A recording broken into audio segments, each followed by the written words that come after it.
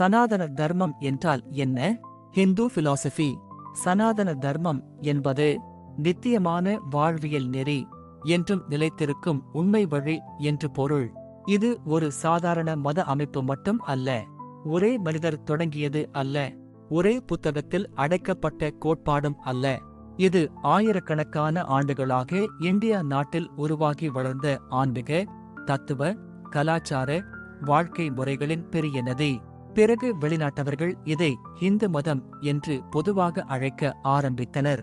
சனாதனம் தர்மம். சனாதனம் நித்தியமானது, அழியாதது. தர்மம் ஒழுக்கம், கடமை, உண்மை, இயற்கை நெறி. அதாவது உலகத்தை சமநிலையுடன் நடத்தும் நிரந்தர உண்மை வழி. சனாதன தர்மத்தின் மைய கருத்து. சனாதன தர்மம் மனிதனிடம் சில அடிப்படை கேள்விகளை கேட்கிறது. நான் யார்? வாழ்க்கையின் நோக்கம் என்ன? மரணத்திற்கு பிறகு என்ன? ஏன் துன்பம் வருகிறது? மனதை எப்படி கட்டுப்படுத்துவது? இறைவன் என்றால் என்ன? பல மதங்கள் நம்பு என்று சொன்ன இடத்தில் சனாதன தர்மம் தேடு, அனுபவி, உணர்ந்து அறி என்று சொல்கிறது. அதனால்தான் இதில் தியானம், யோகம், ஞானம், பக்தி, சுய கட்டுப்பாடு, ஆன்மீக அனுபவம் முக்கிய இடம் பெறுகின்றன. மனிதர்கள் மட்டும்தான் வாழ்க்கையின் அர்த்தத்தை தேடிக்கொண்டே அதே நேரத்தில் 2 மணி நேரம் ரீல்ஸ் ஸ்க்ரோல் செய்வார்கள். பிரபஞ்சமே சம்டைம்ஸ் ஃபேஸ்பால்ம் அடிக்கும். முக்கிய கோட்பாடுகள். 1. தர்மம். தர்மா. தர்மம் என்பது நியாயமான வாழ்க்கை, ஒழுக்கம், கடமை, சமநிலை, உண்மையுடன் வாழ்தல். உதாரணம்: ஆசிரியரின் தர்மம் நல்ல கல்வி கொடுப்பது. பெற்றோரின் தர்மம் குழந்தையை பாதுகாப்பது. அரசரின் தர்மம் நீதியாக ஆட்சி செய்வது. தர்மம் என்பது வெறும் ரூல்ஸ் அல்ல, இயற்கை சமநிலைக்கு ஏற்ற வாழ்க்கை. 2. கர்மா. கர்மா.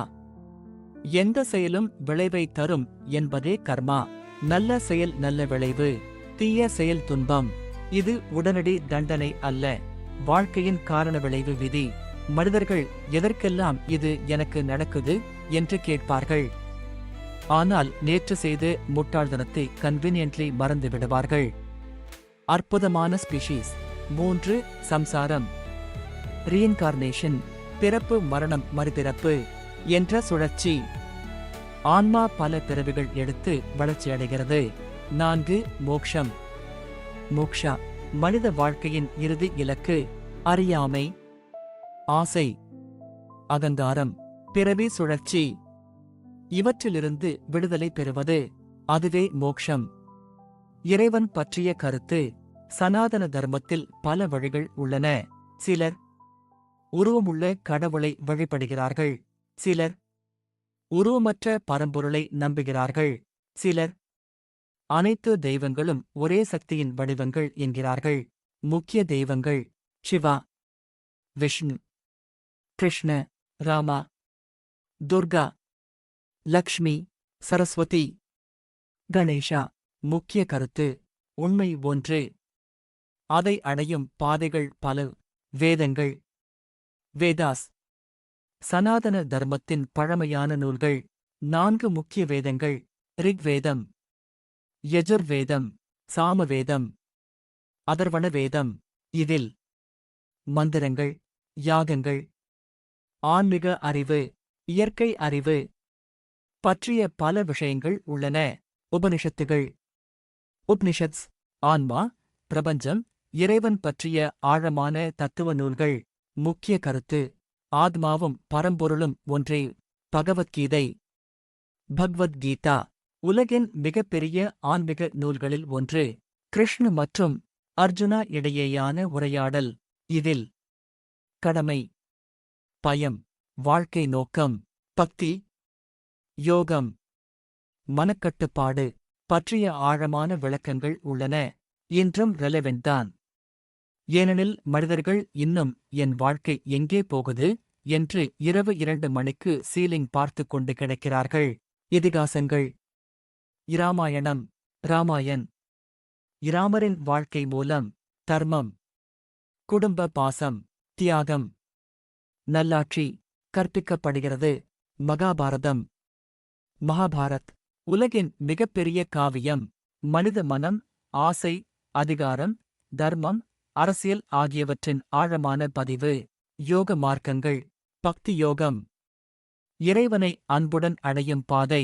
ஞான யோகம் சுய அறிவு மூலம் உண்மையை அறியும் பாதை.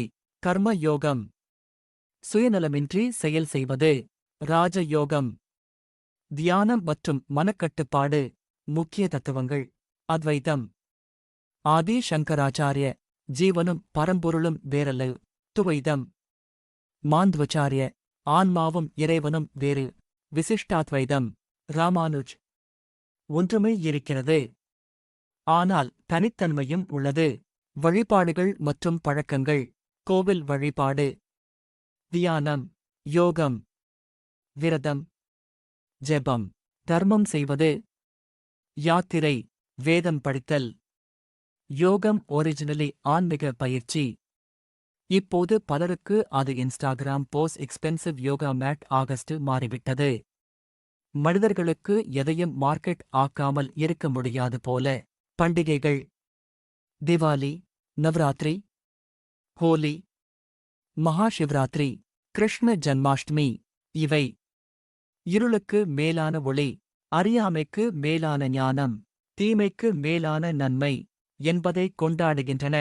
சனாதன தர்மத்தின் உண்மையான சாரம். சுருக்கமாக சொன்னால், உன்னை நீ அறிந்து உண்மையுடன் வாழ்ந்து இறை உணர்வை அடைவதே மனித வாழ்க்கையின் நோக்கம்.